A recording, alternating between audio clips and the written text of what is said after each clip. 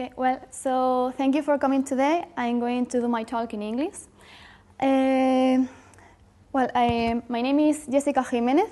I started my PhD in the last December. My PhD title is Impact of Agriculture and Livestock Industry on the Dynamic of Pathogen Transmission and Bird Health. My supervisors are going to be Jordi Figuerola, José Martínez de la Puente, y Martina Ferraguti. First of all, I want to explain who I am, where I come here. I do my biology degree in the University of Valencia from 2011 to 2016.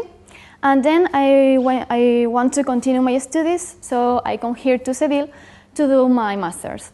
I do the master of the University of Pablo Olavide, Biodiversity and Biology Conservation, that is organized together with the Biological Station of Doñana, and was here where I meet my supervisors because we do my master thesis.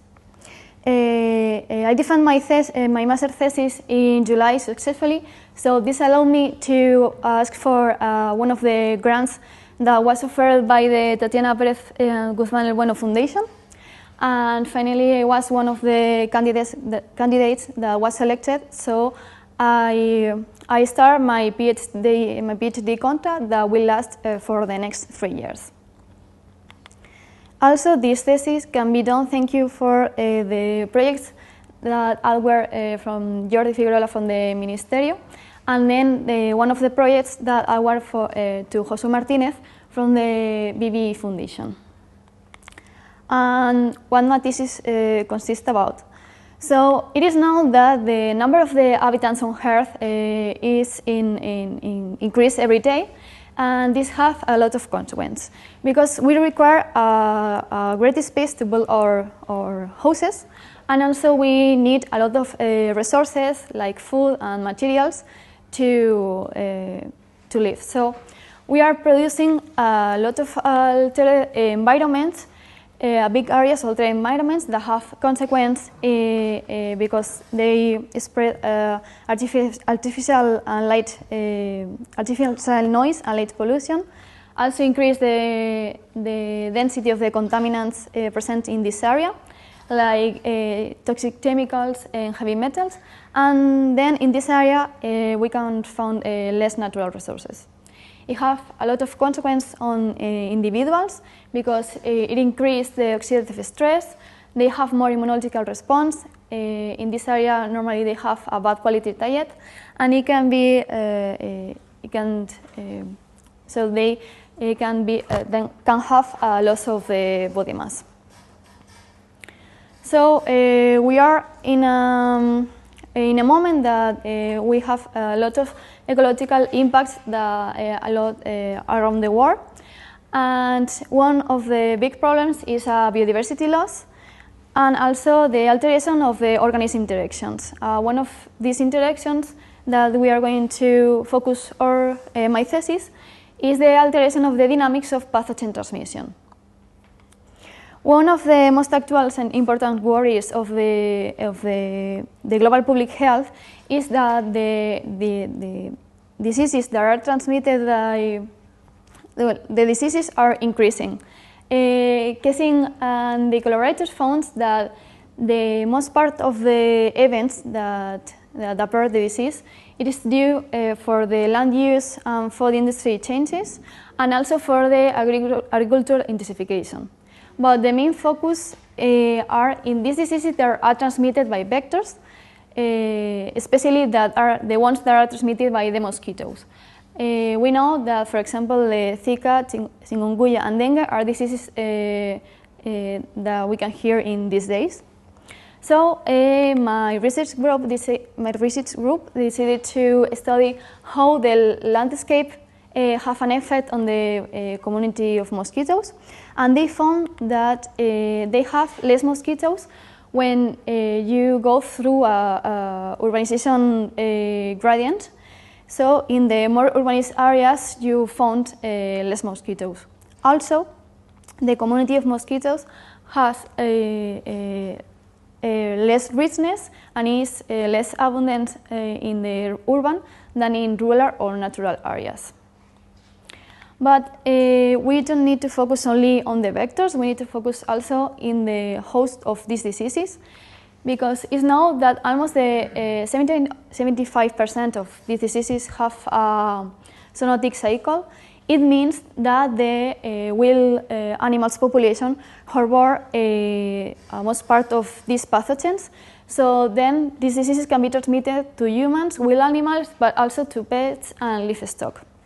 So it's important to know about the causes, the mechanisms, how the altered environment will affect these disease transmissions.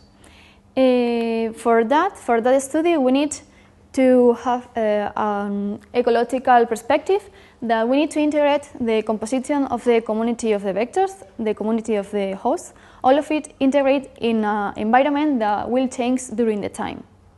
And it's important to highlight that not all vectors and neither all the hosts are competent for the transmission of all of the diseases. So, in my research group, I study how some ecological aspects of the Plasmodium infections, like the prevalence, richness, and evenness, how they are affected by the community composition of vectors, in this case of mosquitoes, and the community of vertebrates. Also, they study the landscape. So, as we can see in this graphic, the influence of these variables are different together and alone in the different ecological aspects values, but we need to highlight that the landscape is the variable that explains the most part of the difference in all of the ecological aspect of the Plasmodium infection. So this is why my principal objective of this thesis is to assess what the biodiversity loss and the pathogen, the alteration of the dynamics of pathogen transmission have along a gradient of urbanization, measuring different aspects along different land uses. It is composed by 4 chapters, 4 principal objectives. The first one, we want to quantify what is the impact of the land uses in the health status of the wild birds.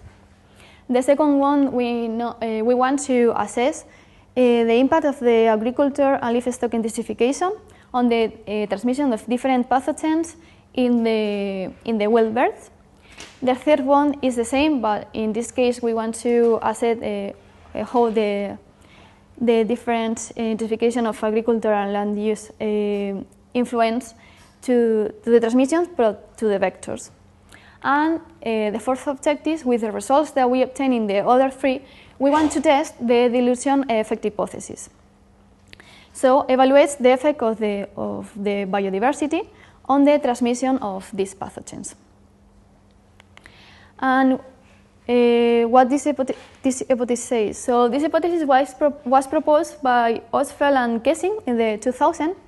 They say that biodiversity can act as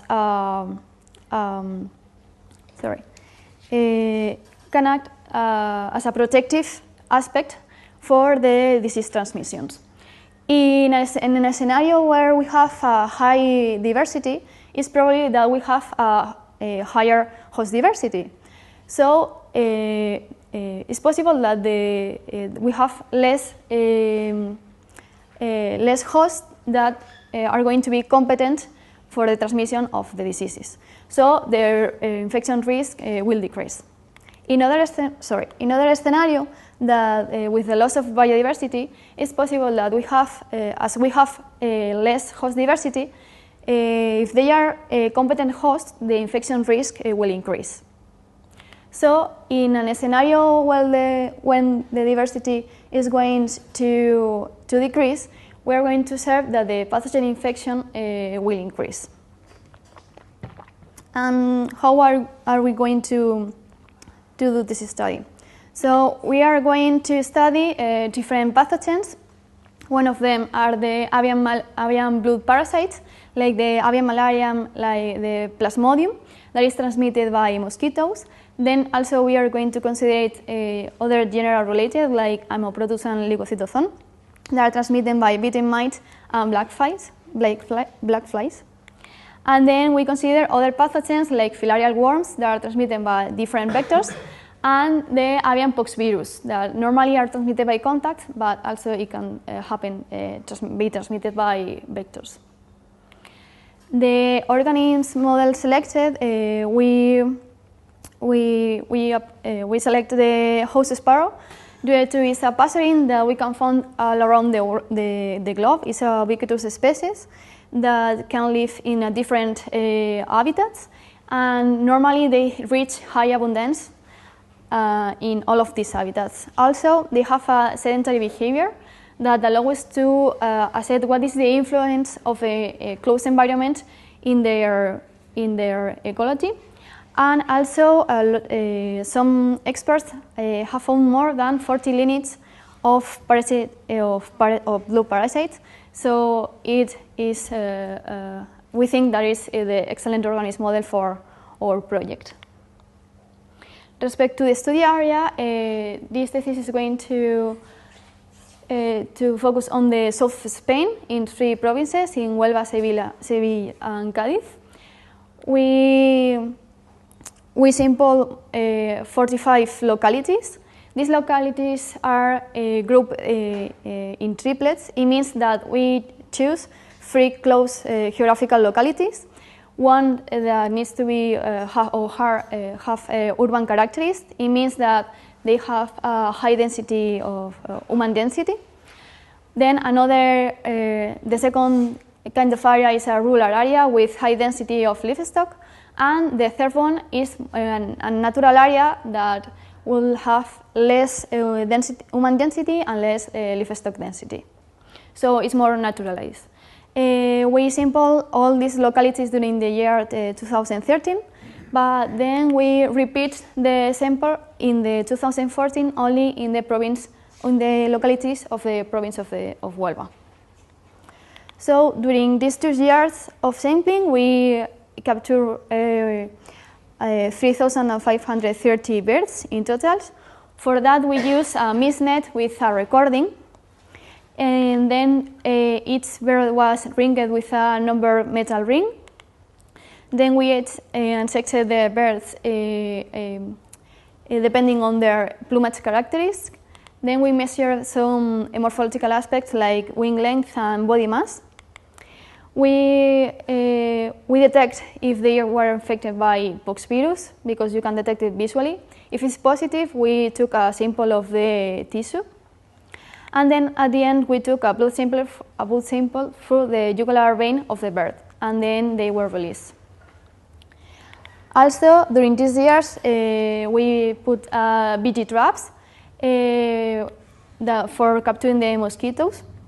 We captured more than 300,000 of mosquitoes of 13 different species.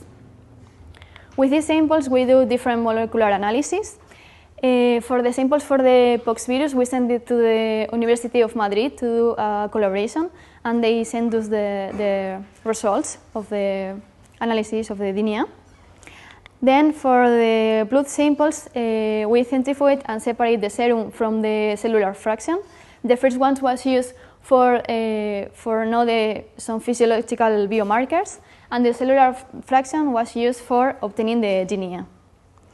So we used the mitochondrial DNA for the identification of the pathogens that were infected our birds, and we used the cytochrome B gene for the detection of the avian blood parasites, and the COI gene for the detection of the filarial worms. Also, from the DNA from the bird, we checked that birds that were juveniles when we captured them, and they don't present the characteristics of the adults. Also, with the mosquitoes, we group it in pools between 1 and 50 mosquitoes, depending on the date and the locality where they were captured, and on the species. So we extract the DNA following the same or similar methods that we use for the blood samples. And here we study the prevalence and the diversity of filarial worms and plasmodium in the mosquitoes. Also, to know about the biodiversity of the localities that we do the field work, we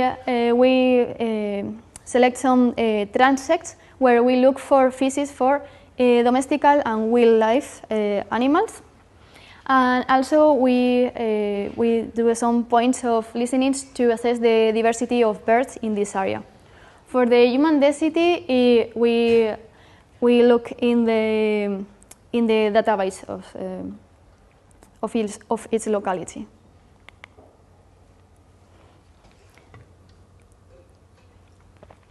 Then, for the characterization of the habitat, we do two different analyses. The first one is to obtain a urbanization index. We follow the methodology proposed by Seres and collaborators. They use a semi-automatical program where you download satellite images, and then you point some examples of different land uses. For example, if there are forests, or if there are public road, etc. Then the program do a PCE and give you a results, an index. If it's positive, it means that you have a more urbanized area, and if it's negative, you have more naturalized area. For example, these two images represent two rural areas. So we have different habitats with different land uses. And to assess all the characteristics specifically of each point, we use also remote sensing variables using the program ArcGIS. This allows us to calculate which is the percentage of the coverage in this area of urban land, croplands, or more natural areas. So, knowing the background, the theoretical background of my thesis and what methodology we use, we obtain some preliminary results.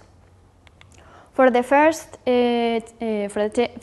objective, that is to assess the impact of the land use on health status of wild birds, we do a statistical analysis where we consider the body mass as our dependent variable. Then we include sex, wing length, age, also the date and the hour of captures, their infection status by the different avian blood parasites, and then we introduce the variables that indicate the characteristics of the habitat, like the urbanization index calculate, the zone, the province, the triplet, and the land coverage of each area. We also take into account the population density. So our results show us that the urbanization index have a negative impact on the body mass, and when we evaluate only the urban area, we found that with higher land covered by crops, it affects positively to the body mass of the birds, and if we have more coverage land by urbanized areas, it affects negatively. Respect to the infection status, we found that was the genera of Aumento and Plasmodium that affect positively to the body mass. These were unexpected results, so this graphical can explain us better. In this box plot, we can see in purple the body mass of the not infected birds and in orange of the one that they are infected, on the left by Plasmodium and on the right by Aumento. So, as we can see, the mean of the body mass of the urban birds infected are a little bit higher, so this is why our results in the last analysis.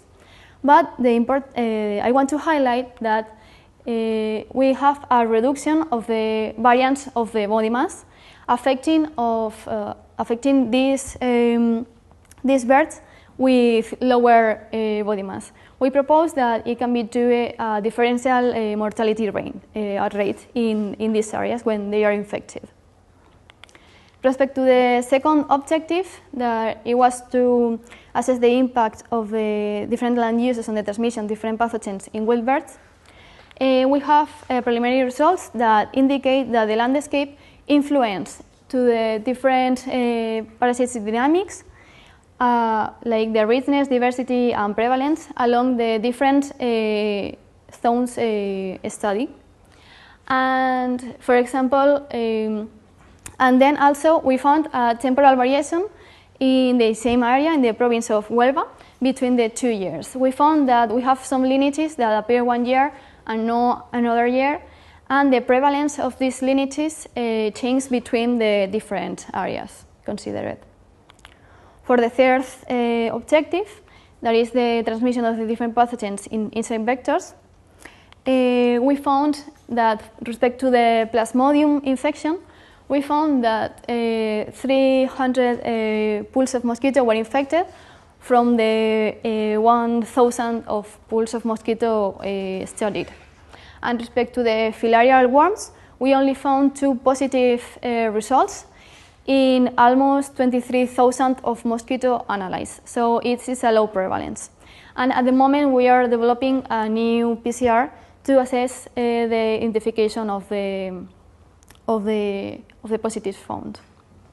Respect to the last objective, due to we need the other results is not so developed. And what's next? So my timeline is to this first year focused on the analysis of the samples. The second year I want to combine the analysis samples, the analysis of the data, and start to writing the manuscripts. And in the last year, like all of us, to focusing on the writing of the manuscripts that are going to form my thesis.